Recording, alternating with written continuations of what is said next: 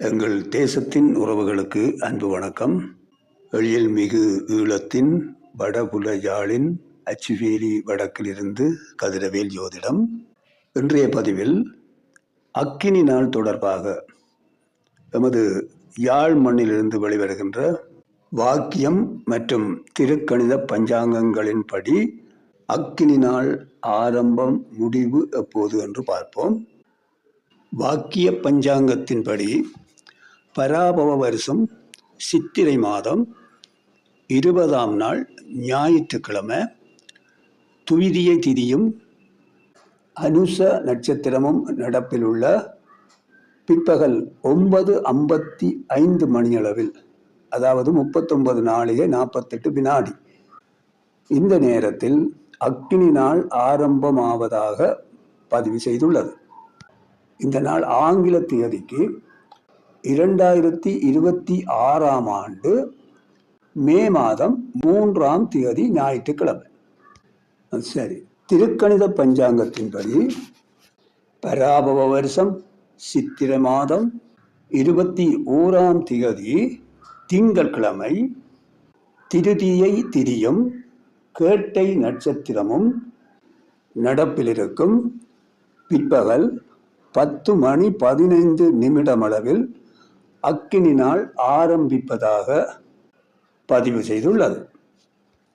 இது ஆங்கில தேதி 2026ஆம் ஆண்டு மே மாதம் 4ஆம் தேதி ஆகும். சரி, இனி அக்கினி நாள் முடிவை பார்ப்போம். வாக்கிய பஞ்சாங்கத்தின்படி பராபவ வருஷம் வைகாசி மாதம் 14ஆம் தேதி வியாழக்கிழமை அன்று மரண யோகம் திரையோதசி திதியும் சுவாதி நட்சத்திரமும் நடப்பில் இருக்கும் 57 நாழிகை 24 வினாடிகள், அதாவது 2026ஆம் ஆண்டு வைகாசி மாதம் 29ஆம் நாள் வெள்ளிக்கிழமை அதிகால 4:58 அளவில் அக்கினி நாள் முடிவடைவதாக வாக்கிய பஞ்சாங்கம் பதிவு செய்கின்றது. திருக்கணித பஞ்சாங்கத்தின்படி பராபவ வருஷம் வைகாசி மாதம் 14ஆம் தேதி வியாழக்கிழமை திரையோதசி திதியும் சுவாதி நட்சத்திரமும் நடப்பில் இருக்கும் 52 நாழிகை 51 வினாடியில், அதாவது 2026ஆம் ஆண்டு மே மாதம் 29ஆம் தேதி அதிகால 3:08 அளவில் அக்கினி நாள் முடிவடைவதாக திருக்கணித பஞ்சாங்கமும் பதிவு செய்துள்ளது. இந்த காலத்தில் சூரியன் பரணி நட்சத்திரத்திலிருந்து ரோகிணி நட்சத்திரம் வரையாக 9 நட்சத்திர பாதங்களில் பயணிக்கின்றார்.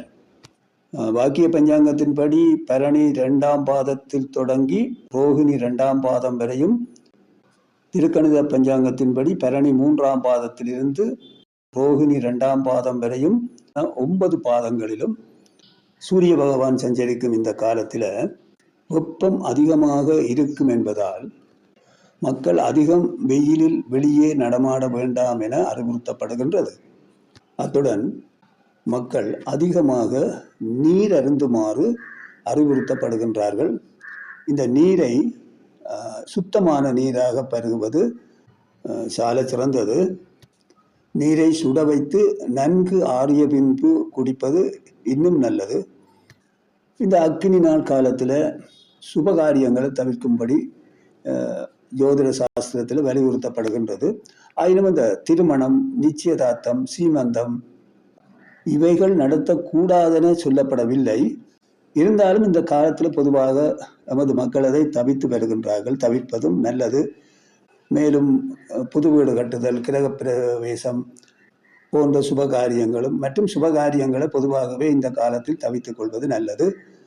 இந்த காலத்தில் வெப்பம் அதிகமாக இருப்பதால் கவனமாக இருந்து கொள்ளுங்கள். தேவையற்ற பிரயாணங்களை தவிர்த்துக் கொள்ளுங்கள். நன்றி.